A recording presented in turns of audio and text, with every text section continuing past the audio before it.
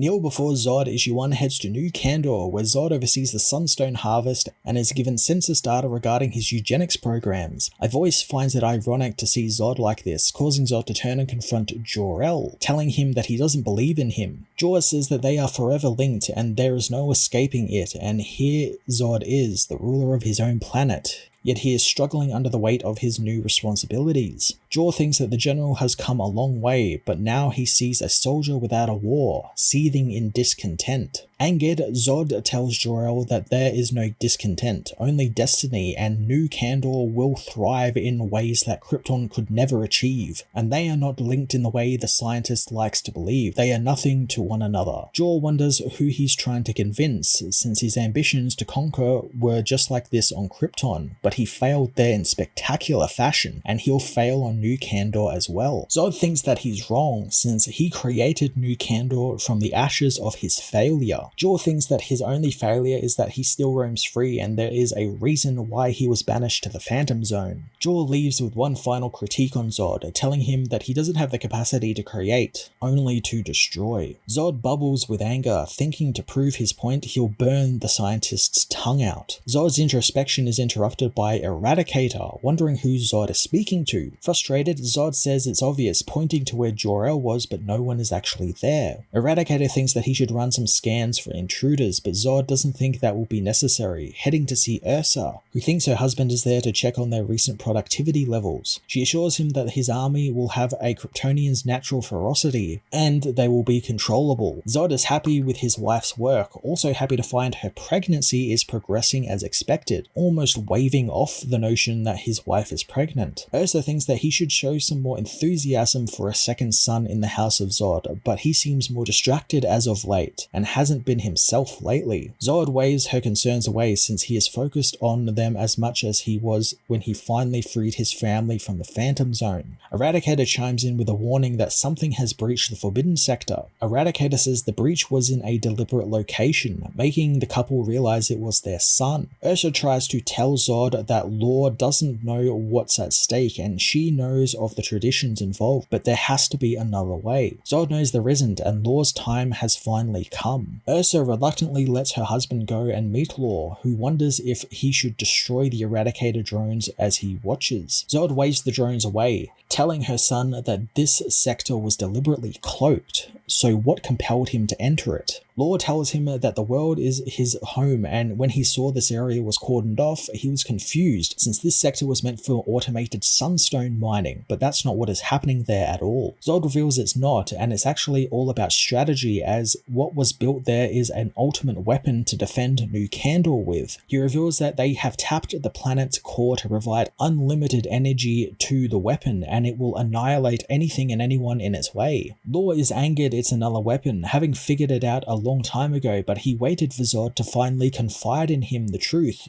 but he never did, and now he wants to know why it was built. Zod tells him that the United Planets have it all wrong, and unity cannot provide safety and strength, as real universal peace is built on distrust and deterrence. Law doesn't want any more lessons from the man, but Zod clearly thinks he needs them. Law reminds him that they are conquerors, and if this is a weapon they can unleash hell on the galaxy, then they should use it, unless Zod has lost his edge. Law makes it known that he believes his father is not suited to rule anymore, but Zod slaps him away, telling him that he will not be disrespected by his own son. Law crashes into the ship below as his father tells him that while the boy thinks he knows struggle, he has no idea. Law blasts his father with his heat vision, carving a rudimentary House of El symbol into his father's armor. Zod believes that this has finally made him cross the line, and the brand of savagery Law has tapped into comes from deep in them, and he knows it feels good and satisfies his son, but he must remind him where he gets it from. Zod grabs his son, telling him that he cannot possibly hope to match the savagery of Zod, but Law doesn't think that he has to anymore, since why would he build a weapon if he isn't willing to use it? The boy lunges at his father, and Zod is momentarily shocked as he sees his son as Superman, but he stops his attack attack, asking his son if it feels good for him to let loose like this and allow his rage to find expression without constraint, something he envies in the child. Law hates being called a child, but Zod reminds him that's what he is, and while he has experienced a lot, it's not enough to satisfy him. He calls his son pathetic, telling him that the weapon doesn't concern him, and despite being a firstborn, he is nowhere near Zod's equal, and he possesses the arrogance of youth and lack of self-awareness, which will be his undoing. Zod casts his son out, telling him that the life he gave him on New Kandor was the wrong one, and it would have made him soft and privileged, something he cannot abide by. Law tries to reason with his father, but he tells him that the cold and empty universe is his home now, and he is no longer welcome on New Kandor. Later, Law gets ready to leave the world, told by his mother that she can only imagine what is going through his mind right now, but one day he will understand. Law bids his mother goodbye, leaving the planet on a crystalline ship. 1 month later, Zod looks over the original bottled city of Kandor as his wife comes to see him, finding that he has spent more time with the city as of late. Zod says that this is where he finds the most solace, and the people in stasis in the bottled city won't be there for much longer, since now they have the technology to resize them, and the people will be able to populate their planet in a few generations, with New Kandor then teeming with new Kryptonians. Ursa thinks that this will fulfill their destiny, but Zod senses the disdain in her voice, knowing that their relationship has been strained since Law left, and she now resents him. Ursa doesn't, but feels a sense of loss since their son doesn't even know why he was cast out. Zod says that each of the House of Zod's firstborn sons must face their own trials, and he must face them alone, and if Law dies, he's not worthy of the Zod name. Eradicator interrupts them, telling Zod that they are under attack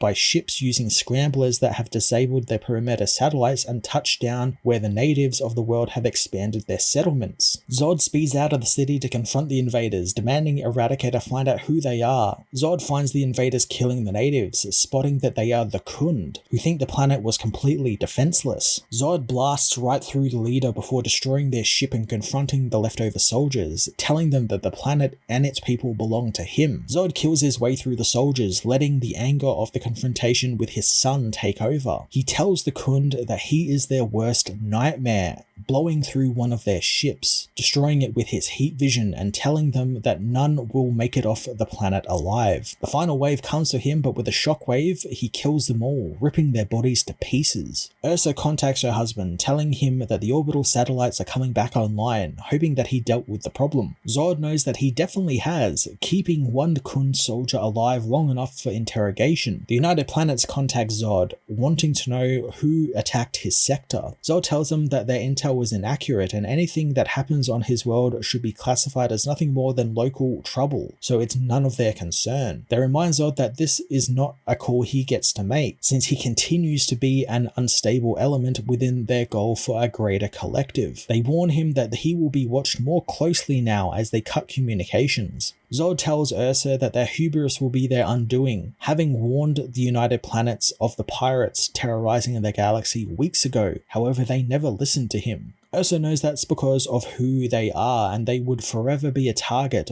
but they always have been, yet there will still be an Alpha clan, and this is what Krypton should be. Zod agrees, only this time the outcome will be much different than when it was on Krypton. He returns to the Khund prisoner, wanting to introduce the bloodied man to more enhanced interrogation techniques to see how much he can take.